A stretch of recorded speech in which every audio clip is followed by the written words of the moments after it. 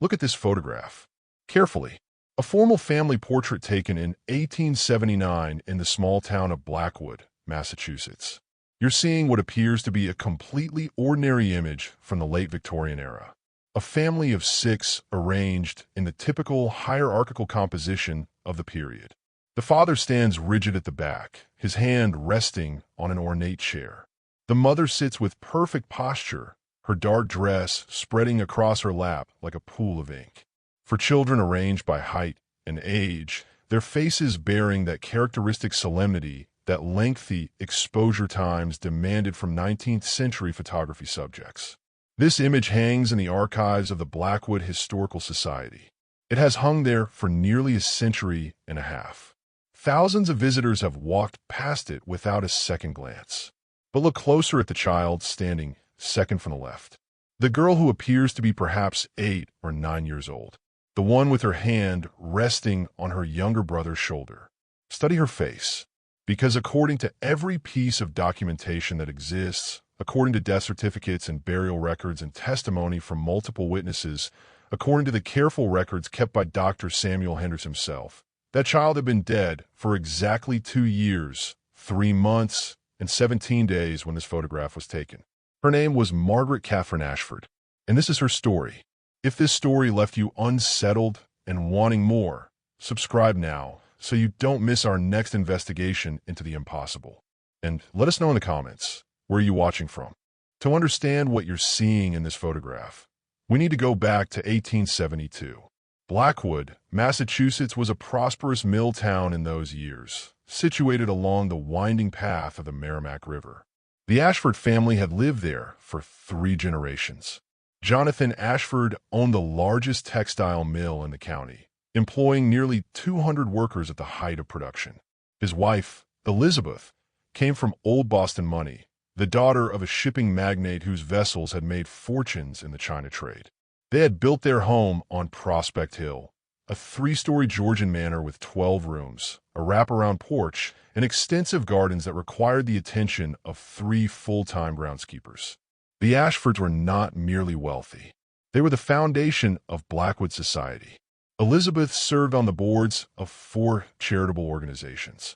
Jonathan was a deacon at the First Congregational Church and had been elected selectman 3 times. Their children were, by all accounts, healthy, well-educated, and thoroughly unremarkable in the way that privileged children of that era were expected to be. There was Thomas, the eldest at 14 in 1872.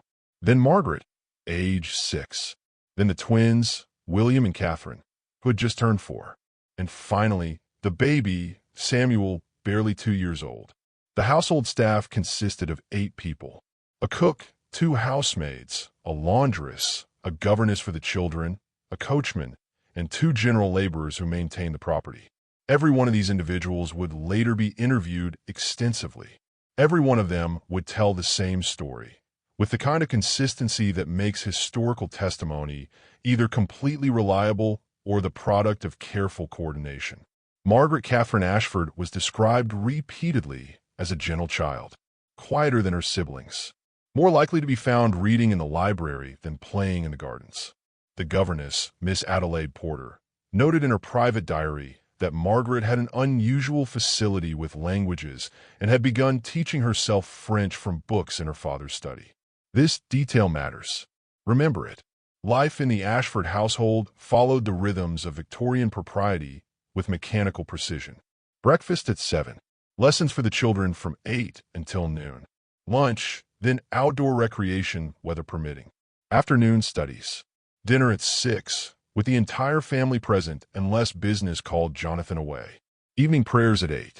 Children in bed by 9. This routine was interrupted on March 14, 1877.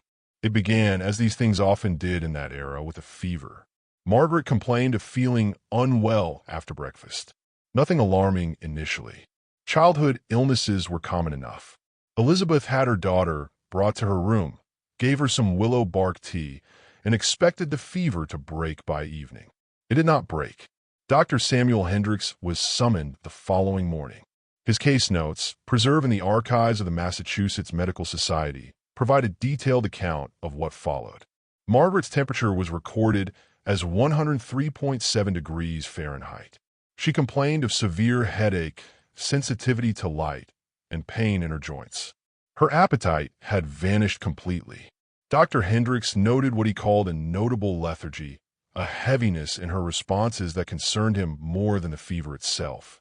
He prescribed bed rest, cold compresses, and a tonic of his own formulation. He instructed the family to keep the child's room dark and quiet. He would return the next day to assess her progress. There was no progress. Over the following week, Margaret's condition deteriorated with what Dr. Hendricks described as alarming rapidity. The fever climbed to 105 degrees. She began experiencing periods of delirium, speaking in what the doctor noted as incomprehensible phrases. Not merely the confused rambling of fever, but sustained passages in what he could not identify. Miss Porter, the governess, would later testify that some of these phrases sounded like French, but not any French she had encountered in her studies. The pronunciation was wrong. The cadence was wrong. On March 22nd, 8 days after the first symptoms appeared, Margaret began having seizures.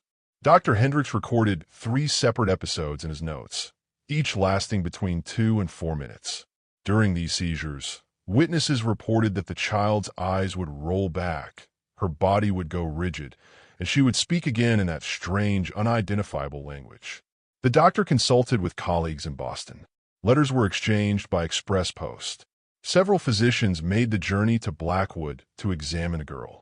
The consensus was that she was suffering from some form of brain fever, possibly meningitis, though the symptoms did not align perfectly with any known presentation of the disease. By the end of March, Margaret had lost the ability to recognize her family members. She would stare at her mother without any sign of recognition. She stopped speaking English entirely. The strange language became her only mode of communication, though by this point she was barely conscious for more than an hour or two each day. On April 3, 1877, Margaret Catherine Ashford was declared dead by Dr. Samuel Hendricks at 4:17 in the afternoon. The cause of death was recorded as brain fever of unknown origin. She was 6 years old. The funeral was held on April 6th at the First Congregational Church. Reverend Isaiah Patterson delivered the eulogy. The church was filled beyond capacity. The entire town of Blackwood attended, along with business associates of Jonathan's from as far away as New York. The Ashfords were beloved. The death of a child was a tragedy that transcended social boundaries in that era. Margaret was buried in the family plot at Hillside Cemetery on the eastern edge of town. The grave was marked with a marble headstone carved with her name, her dates of birth and death, and a passage from Corinthians. For now we see through a glass, darkly, but then face to face. Elizabeth Ashford commissioned a death portrait, a common practice in that era. An artist was brought from Boston to paint Margaret's likeness based on earlier photographs and the family's descriptions. This portrait hung in the main parlor of the Ashford home for the next 2 years. The household returned to its routines. Grief was a private matter in Victorian society, at least outwardly. The surviving children continued their lessons. Jonathan returned to managing his mill. Elizabeth resumed her charitable work, though those who knew her noted a permanent change in her demeanor. She had always been reserved. Now she was described as distant, unreachable. For 2 years and 3 months, Margaret remained dead. On July 20th, 1879, a gravedigger named Thomas Brennan was preparing a new plot in Hillside Cemetery, approximately 30 feet from the Ashford family section. It was a hot summer afternoon, the kind of oppressive heat that makes physical labor nearly unbearable. Brennan had been working since dawn and was preparing to finish for the day when he noticed something that made him stop. The earth over Margaret Ashford's grave had subsided slightly, not unusual in itself. Ground settling was common, particularly after heavy rains, and there had been significant rainfall the previous week. But what caught Brennan's attention was not the subsidence itself. It was the pattern of the disturbance. The earth had not simply sunk. It appeared to have been displaced from below. Small mounds of soil surrounded a depression approximately 18 inches in diameter, directly over where the coffin would be positioned. Brennan, who had been a gravedigger for 23 years, had never seen ground settle in quite this pattern. He mentioned it to the cemetery caretaker, who dismissed it as nothing unusual. But Brennan was troubled enough to make a note of it in the ledger he kept of his daily work. This ledger, preserved in the Blackwood Historical Society, shows his entry for that date. Ashford child grave disturbed. Earth pushed up from below. Pattern not natural. Reported to caretaker. 3 days later, on July 23rd, Brennan was back in the same section of the cemetery. The disturbance had increased. The depression was now deeper, nearly 2 feet across, and the displaced earth formed a more pronounced ring around it. More significantly, there were what Brennan described as marks in the soil. He used the word scratches in his testimony, though he would later amend this to say that the marks looked less like scratches and more like something had pressed against the earth from underneath. The caretaker, when shown the grave, agreed that the situation was unusual enough to warrant investigation. A letter was sent to Jonathan Ashford, informing him of the disturbance and requesting permission to inspect the grave to ensure the coffin had not been compromised. Jonathan arrived at the cemetery the following morning with his eldest son, Thomas, who was now 21 and working in the family business. Dr. Hendricks accompanied them. Also present was Reverend Patterson, 2 cemetery workers, and the town constable, Martin Dewey. They opened Margaret's grave. The coffin was intact. That needs to be emphasized. Whatever had caused the disturbance to the earth above, the coffin itself showed no signs of external interference. The seals were unbroken. The wood, though weathered by 2 years underground, was structurally sound. But when they opened the coffin, they found it empty. Not empty in the sense of desecration or theft. There were no signs of forced entry. The interior lining was undisturbed. But Margaret's body was not there. In its place was what multiple witnesses described as a dense, dark substance. Dr. Hendricks attempted to collect a sample, but the material crumbled at his touch, dissolving into a fine powder that smelled, according to his notes, of copper and autumn leaves. The clothes that Margaret had been buried in were present. They were arranged exactly as they would have been on a body, maintaining the shape and position, but with nothing inside them. It was as if the body had simply vanished from within the garments, leaving them lying flat in the exact configuration they would have held if she were still there. Constable Dewey immediately suspected grave robbery, though he could not explain how thieves might have removed a body from a sealed coffin without leaving any evidence of entry. Dr. Hendricks examined the coffin extensively, looking for hidden openings or any mechanism by which the body could have been removed. He found nothing. The investigation was quiet but thorough. No one wanted to bring attention to what appeared to be either an inexplicable mystery or a crime against the Ashford family. Constable Dewey interviewed cemetery workers, checked records of anyone who had visited the grave, and searched for any evidence of disturbance in the surrounding area. He found nothing. No footprints, no tools, no signs of digging beyond the fresh excavation that had just been done. The only unusual element was the disturbance from below, which now made even less sense. If the body was gone, what had caused the earth to be displaced upward? The investigation reached no conclusion. The constable's report, filed on August 2nd, 1879, stated that the matter remained open but that no evidence of criminal activity had been discovered. The empty coffin was resealed and reburied. A notation was made in the cemetery records. The Ashford family was informed that everything possible had been done. Jonathan Ashford requested that the matter be kept private. The constable agreed. In a town like Blackwood, where everyone knew everyone, it was possible to maintain such silence, at least for a time. But then the sightings began. On August 15th, 1879, Elizabeth Ashford was in the garden behind her home, supervising the groundskeepers as they prepared the rose beds for autumn. It was late afternoon, the sun casting long shadows across the lawn. She looked toward the house and saw a figure standing at one of the second-floor windows. A child, a girl, approximately 8 or 9 years old, wearing a white dress. Elizabeth recognized her immediately. She ran into the house, calling for the staff. By the time she reached the second floor, the figure was gone. A search of the rooms revealed nothing. The window where Elizabeth had seen the figure was in the old nursery, a room that had not been used since Margaret's death and was kept locked. Elizabeth said nothing to her husband that evening. She convinced herself it had been a trick of the light, a product of grief and afternoon shadows. But 3 days later, one of the housemaids, a young woman named Sarah Mitchell, came to Elizabeth in a state of near panic. She had seen a girl in the hallway outside the children's bedrooms. A girl in old-fashioned clothing who had smiled at her and then vanished when Sarah called out. Jonathan was informed. Dr. Hendricks was summoned again, this time not as a physician, but as a trusted advisor. A meeting was held in Jonathan's study with Elizabeth, the doctor, and Reverend Patterson. The housemaid was interviewed. Her description of the girl matched Margaret in every detail. The white dress, the dark hair, the particular way she held her hands clasped in front of her. Over the next 3 weeks, there were 7 more sightings. The coachman saw a girl standing in the stable doorway early one morning. Miss Porter, the governess, encountered a child in the library who was reading one of the French books from Jonathan's collection. When Miss Porter approached, the child looked up, smiled, and faded away like morning fog. The most disturbing incident occurred on September 7th. The twin children, William and Catherine, now 11 years old, both came downstairs for breakfast and asked why Margaret had been in their room the previous night. They described her visiting them, sitting at the foot of William's bed, and speaking to them in a language they did not understand. Neither child seemed frightened. In fact, they seemed pleased.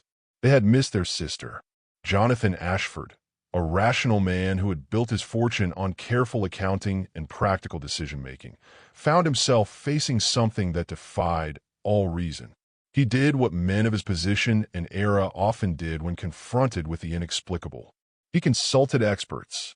Dr. Hendricks had a colleague in Boston, a physician named Theodore Grayson, who had developed an interest in what were then called psychological phenomena. Dr. Grayson had studied in Europe, had corresponded with some of the leading researchers in the emerging field of psychology, and had published papers on hallucination, mass delusion, and what he termed collective grief manifestations. Dr. Grayson arrived in Blackwood on September 15, 1879. He spent 2 weeks interviewing every member of the Ashford household, every person who claimed to have seen the apparition, and several neighbors and townspeople. His methodology was rigorous. He asked the same questions multiple times, in different ways, looking for inconsistencies.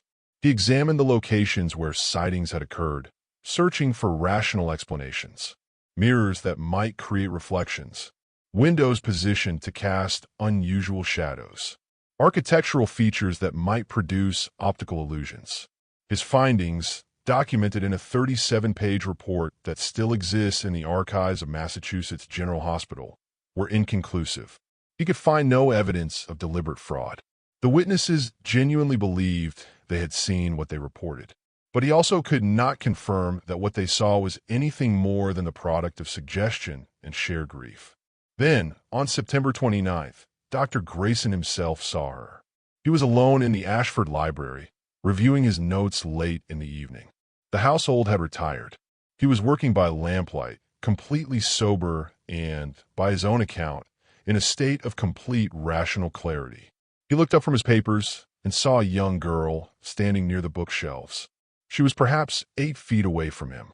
She was wearing a white dress that appeared to be from an earlier era. Her face was pale but distinct. She was not translucent or ghost-like in a theatrical sense. She appeared as solid and real as any living child. Dr. Grayson spoke to her. He asked her name. She replied in French. He noted that her French was archaic, using constructions and pronunciation that would have been current in the 17th century, not the 19th. He asked her who she was. She replied with a name that sounded like Marguerite, but with an unusual accent. Then she said something that Dr. Grayson would quote repeatedly in his subsequent writings. "I have been sleeping in the earth, but the earth does not want me." She remained visible for approximately 2 minutes. Dr. Grayson attempted to approach her. As he stood from his chair, she raised her hand as if to stop him. He stopped. She smiled. Then she was simply not there anymore. Not fading. Not vanishing in the dramatic sense. She was present one moment and absent the next, like a lamp being extinguished. Dr. Grayson documented this encounter immediately.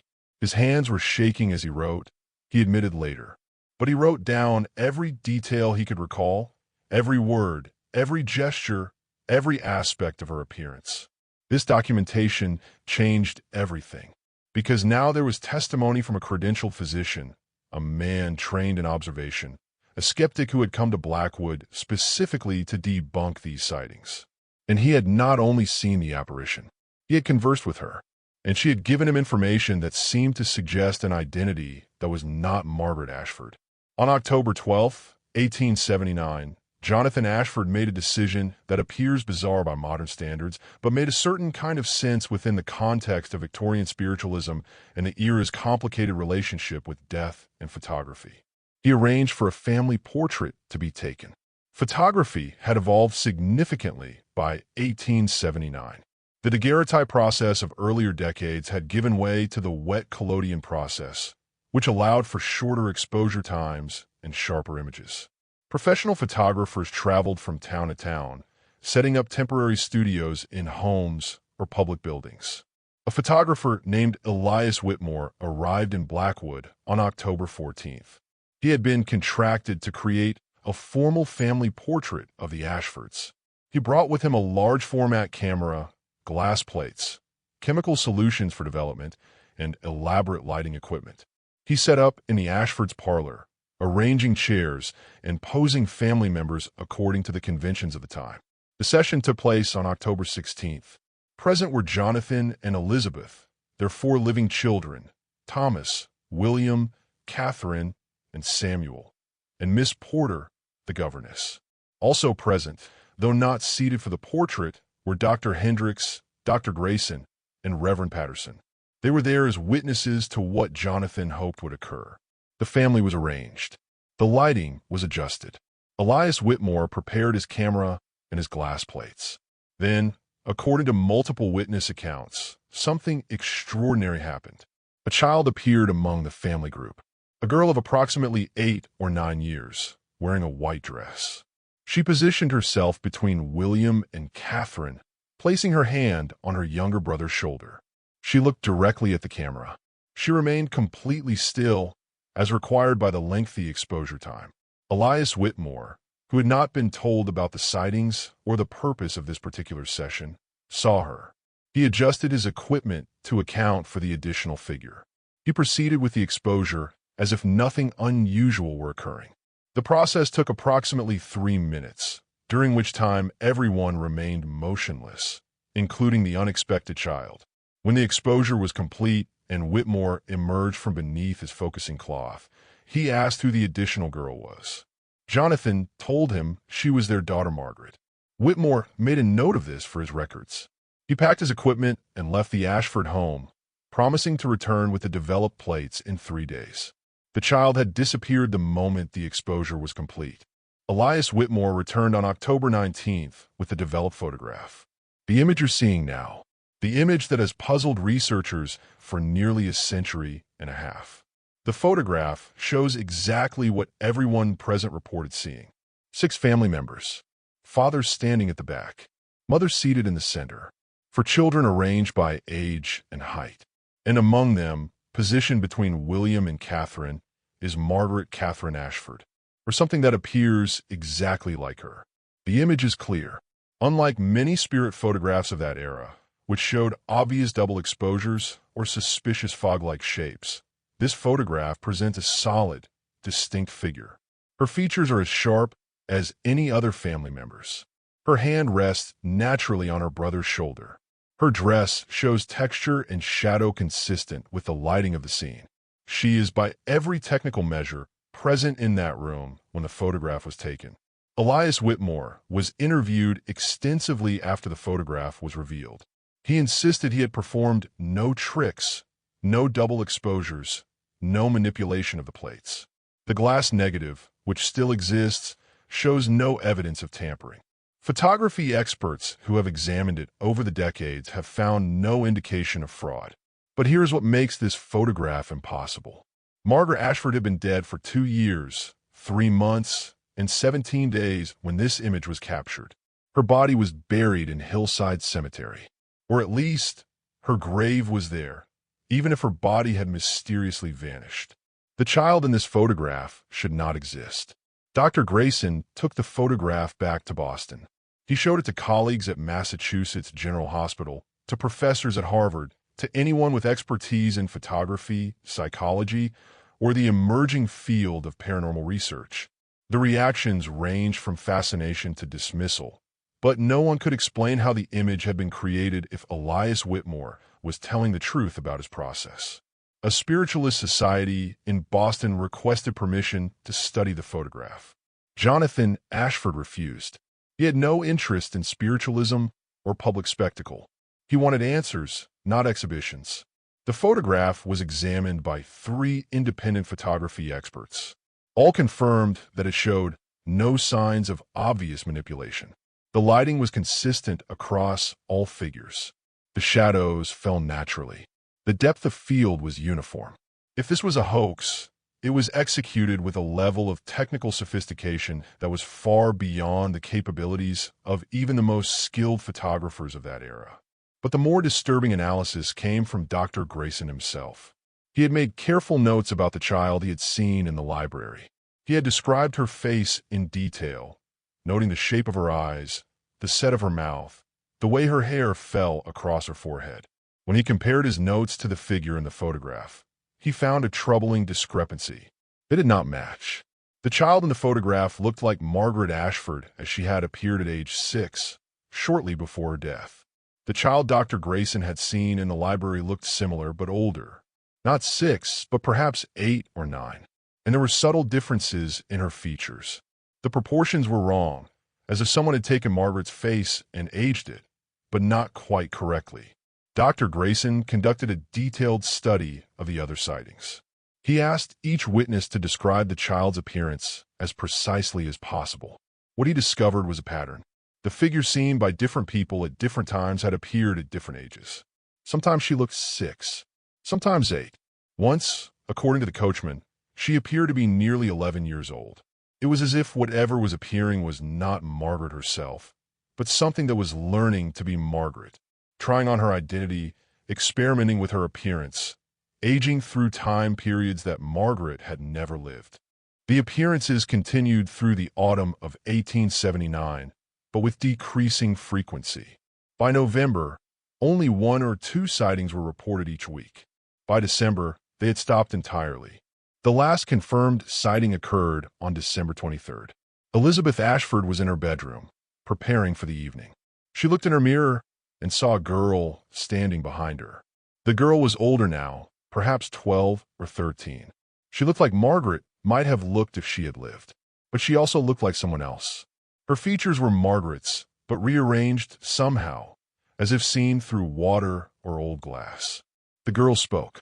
Elizabeth would later tell Dr. Grayson that the voice was not Margaret's voice. It was deeper, older, and it spoke in that archaic French that Dr. Grayson had heard in the library. The girl said something that Elizabeth, who did not speak French, could not understand. Then she added, in English, "The sleeping was long, but the waking is longer still."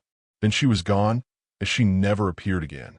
The Ashford family remained in Blackwood until 1883, when Jonathan sold the mill and moved the family to Boston. The official reason was business opportunities. The unofficial reason was that Elizabeth could no longer live in the house where her dead daughter had returned. The photograph remained in the family's possession. It was never publicly displayed during the lifetimes of Jonathan or Elizabeth. After their deaths, it passed to Thomas, the eldest son, who donated it to the Blackwood Historical Society in 1922, along with Dr. Hendrick's case notes, Dr. Grayson's reports, and various testimony from witnesses. The house on Prospect Hill was sold and resold several times. No subsequent owners reported any unusual phenomena. The property was eventually demolished in 1967 to make way for a shopping center. Margaret's grave in Hillside Cemetery remains, undisturbed since that final reburial in August of 1879. Dr. Theodore Grayson continued his research into psychological phenomena until his death in 1912. He published several papers about the Ashford case, though he never claimed to have solved the mystery. In his final publication, written when he was 73 years old, He wrote, "I have spent 40 years studying the human mind and its capacity for delusion. I have exposed frauds and explained mysteries that seemed inexplicable.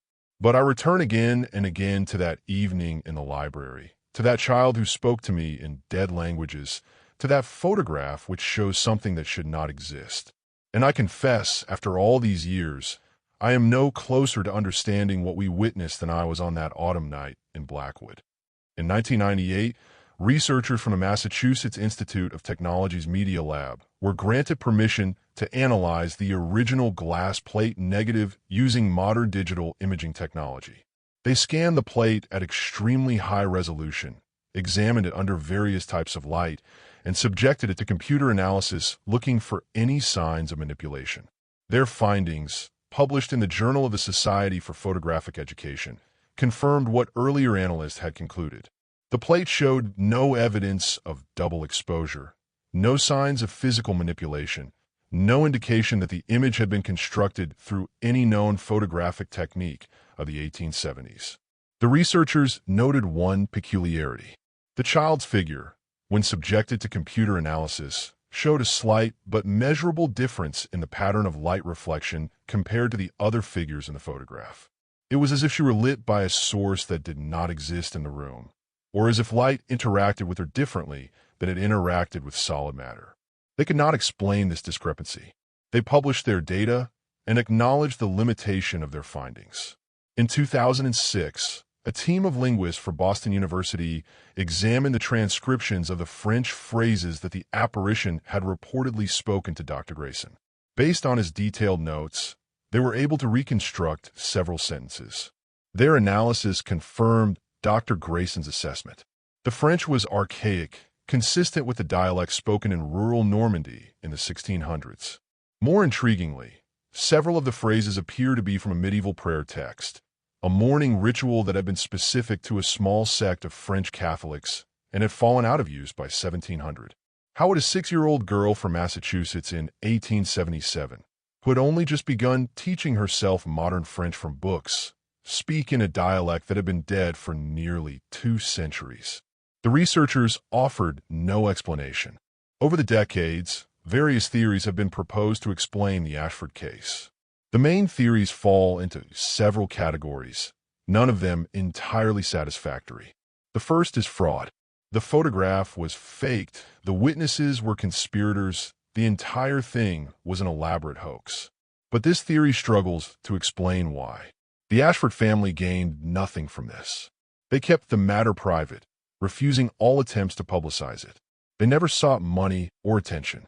And the technical challenges of creating such a photograph in 1879, with no detectable signs of manipulation, remain daunting even with modern analysis. The second theory is mass delusion.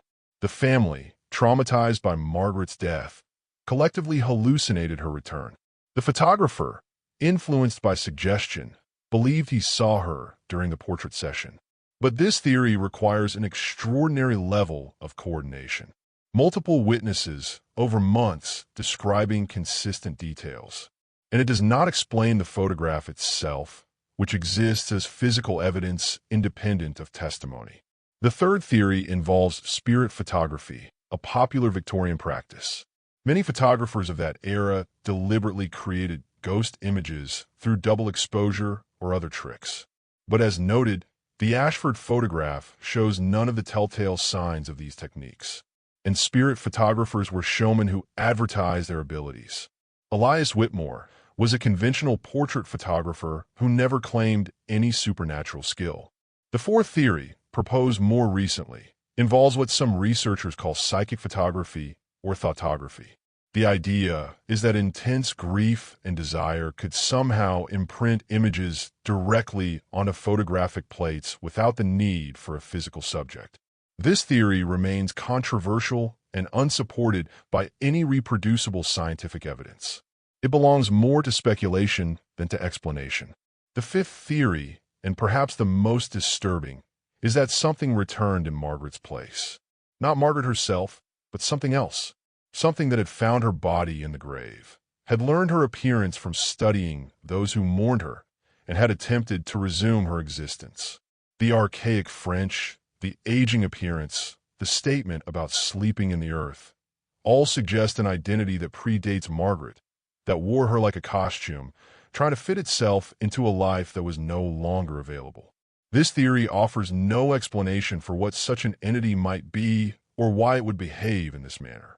It simply acknowledges that the evidence points towards something impossible, and impossibilities require impossible explanations. The photograph hangs in the Blackwood Historical Society. You can visit it if you wish. The glass plate negative is stored in climate-controlled archives.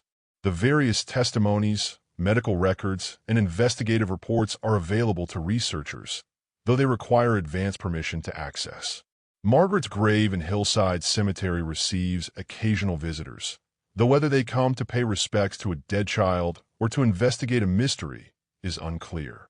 The headstone remains exactly as it was carved in 1877. The earth has not been disturbed since that final reburial in August of 1879. The case remains officially unsolved. No explanation has been accepted by the academic or scientific community. It exists in that uncomfortable space between documented fact and impossible event. The photograph is real. The witnesses were credible. The investigation was thorough. But the thing they documented should not exist. In 2019, the 140th anniversary of the photograph, a symposium was held at Salem State University, bringing together historians, photographers, psychologists, and paranormal researchers to discuss the Ashford case. After 2 days of presentations and debate, the conclusion was the same as it had been in 1879. No one knows. Dr. Grayson wrote, in that final paper of his career, something that captures the essential mystery of this case. He said, "We demand that the universe be explicable. We insist that every effect must have a rational cause, that every mystery must have a solution. But what if we are wrong? What if there are phenomena that exist outside our frameworks of understanding? What if some questions cannot be answered, not because we lack the tools, but because the answers exist in a language we do not speak, in a dimension we cannot perceive?" Look again at the photograph. The family arranged in Victorian formality. The father with his hand on the chair. The mother with her perfect posture. The children in their arranged order. And that one face, that one impossible presence, the child who had been dead for 2 years, 3 months, and 17 days. She looks directly at the camera. Her expression is calm.